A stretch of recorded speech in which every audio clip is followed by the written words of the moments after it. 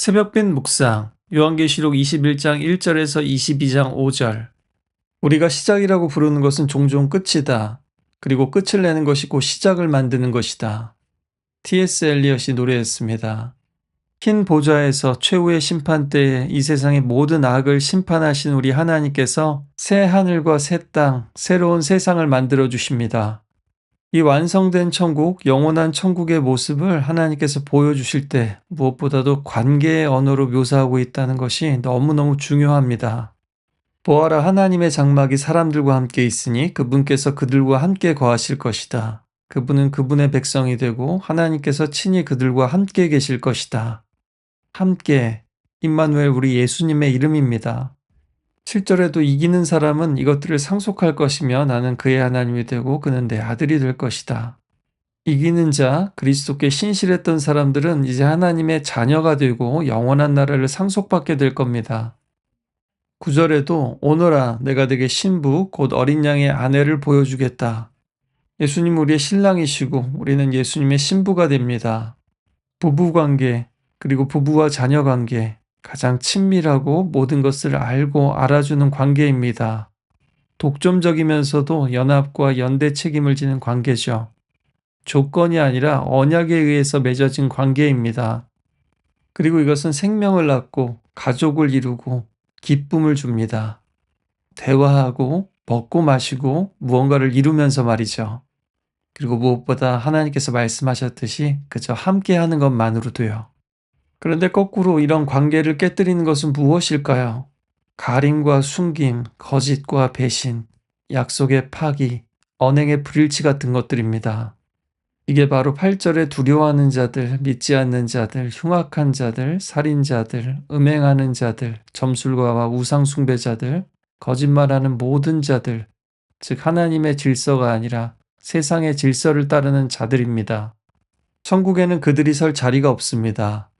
그런데 지금 이미 우리는 예수님의 통치와 하나님 나라의 질서 안에 있다고 했습니다. 이기는 자, 신실한 자의 정체란 무엇이겠습니까? 우리 몸이 부활할 때 우리의 생각이나 욕망이나 가치마저도 홀연히 변화될까요? 아니요. 이미 이 땅에서 우리는 예수를 믿음으로 승리해야만 합니다.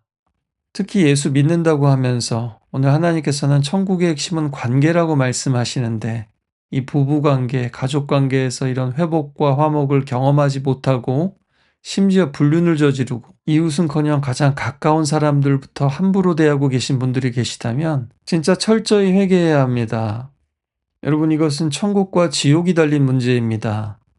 예수님께서 부활하시고 영혼만이 아니라 부활의 몸을 가지셨습니다. 이 몸은 십자가의 흔적을 가진 연속성이 있는 몸이면서 방문이 잠겼는데도 통과할 수 있는 특별한 몸이었습니다. 사도 바울이 말한 대로 또 어제 흰 보좌 앞에서 그 최후의 심판 때에도 우리는 홀연히 이런 몸으로 변화될 겁니다. 그런데 한번 생각해 보십시오.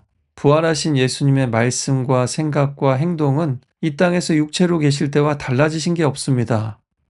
예수님뿐만 아니라 계시록에 나오는 순교자들도 또 믿음을 지켜서 그 보좌 앞에 있는 성도들도 마찬가지입니다. 다른 말로 하면 이 땅에서 부부 사이, 인간관계, 사람 대하는 방식, 우리가 선택하고 따르는 가치와 세계관은 몸은 홀연히 변할지 몰라도 부활 이후에도 지금 우리의 마음과 생각 그대로라는 겁니다. 예수님께서 우리를 신부와 아내 혹은 자녀로 부르시는데 지금 부부 사이와 자녀 사이가 지옥 같다면 오늘 이 천국에 대한 말씀이 절대로 복음이 될 수 없습니다. 그러나 놓치기 쉬운 말씀인데요. 24절에는 다시 한번 회개의 소망을 주는 말씀이 있습니다. 나라들이 도성의 빛 가운데 다닐 것이며 땅의 왕들이 자기들의 영광을 도성으로 들여올 것입니다. 앞에서 땅의 왕들은 다 짐승과 음녀 바벨론과 한 덩어리인 것처럼 묘사되었습니다. 그런데 놀랍게도요. 나중에 새 예루살렘에 보니 구원받은 땅의 왕들과 민족이 있는 겁니다. 그러니 아무리 어제까지 세상 나라에서 군림하고 또 세상 나라에 부역을 했다 할지라도 기회가 아직 남아있을 때 재앙 가운데서도 회개하라고 하실 때 회개하면 되는 겁니다. 새하늘과 새 땅에는 이제 혼돈의 바다도 없습니다. 슬픔과 눈물, 고통과 저주, 죽음도 없습니다. 왜냐하면 그것들은 태초의 천지, 즉 옛 하늘과 땅에서 죄로 인해 생긴 것들이기 때문입니다. 그뿐만 아니라 거기에는 성전도 없습니다. 왜냐하면 성전도 죄 많은 세상에서 하나님과 만날 수 있는 구별된 공간이었는데 이제 죄가 해결되고 하나님과 원수된 우리의 관계가 회복되고 온 천지와의 관계도 회복되었기 때문입니다. 어린 양이신 우리 예수님이 이제 친히 성전이 되십니다. 해와 달도 사라집니다. 밤도 없습니다. 왜냐하면 이제 하나님의 영광만이 빛으로 비추니까요. 그렇다고 오해하지는 마십시오. 몸과 물질이 없는 건 아닙니다. 만물을 새롭게 하신다고 하신 말씀처럼 우리 몸이 부활의 몸으로 변화했듯이 땅과 하늘이 온 피조 세계도 그렇게 다시 변화됩니다. 이렇게 성경은 시작에서 종말로 끝나는 것이 아니라 창조에서 새 창조로 끝나는 겁니다. 새로운 에덴, 새로운 예루살렘은 바벨탑과 달리 땅에서 지어 올린 것이 아니라 하늘에서부터 내려옵니다. 그래서 우리가 땅에서 그 비행기가 날아가면 아래에서 비행기 배꼽을 볼 수 있듯이 요한은 오늘 새 예루살렘의 기초석을 볼 수 있었습니다. 그 기초석 위에는 이제 12지파가 아니라 12사도의 이름이 있습니다. 바울은 그리스도가 교회의 기초라고 했고 모퉁이 돌이신 예수님은 사도들과 선지자들과 함께 기초석이 되셔서 하나님의 나라를 지어가신다고 했습니다.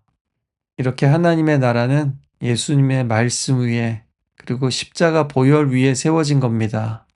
이것이 바로 성경이 말하는 교회다운 교회, 건강한 교회의 지표입니다.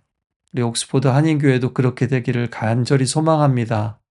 그리고 지금 이 때로는 평범하고 때로는 너무나 처참하고 악한 세상 속에서도 하늘로부터 만나가 내려오고 은혜가 내려오고 기도 응답이 내려오는 것을 경험한 사람들이 결국 나중에 새 예루살렘이 내려오는 것을 보며 함께 기뻐할 것입니다. 새 예루살렘은 하늘에서 내려오는 선물입니다. 그리고 이 천국은 우리가 애써서 만드는 나라가 아니라 하나님이 주시는 은혜의 세계입니다. 그는 또 내게 말씀하셨습니다. 다 이루었다. 나는 알파요 오메가이며 시작과 끝이다. 내가 목마른 사람에게 생명수 샘물을 값없이 줄 것이다. 우리는 그저 세상이 아니라 이제 하나님을 따르면 됩니다. 사탄이 아니라 어린 양의 길을 따르면 됩니다. 이 메마른 세상에서 목마르다고 고백하면 됩니다. 지금 이 세상이 바람직하지 않다고, 이 세상이 너무나 좋지 않다고, 더 나은 세상을 원한다고, 그러나 나의 힘으로도 그 어떤 사람들의 힘으로도 안 된다고 애통하며 고백하면 됩니다. 그리고 하나님은 다른 세상을 주실 수 있으신지, 다른 세상을 만드실 수 있으신지 물어보십시오. 구해보십시오. 예수님께서 약속하신 대로 이 세상에서 심령이 가난하고 애통한 마음으로 하나님을 찾는 자들을 반드시 기억하시고 축복하실 겁니다. 예수님의 교회가 그리고 성도들이 세상에서 지는 것처럼 보일 때조차 우리 예수님은 이미 승리하셨고 하나님 우편에서 세상을 다스리고 계십니다. 그리고 이 세상에서 우리를 보호하시며 그분의 길로 인도하십니다. 십자가의 길, 부활의 길, 생명의 길, 영원한 사랑과 정의와 기쁨의 길로요.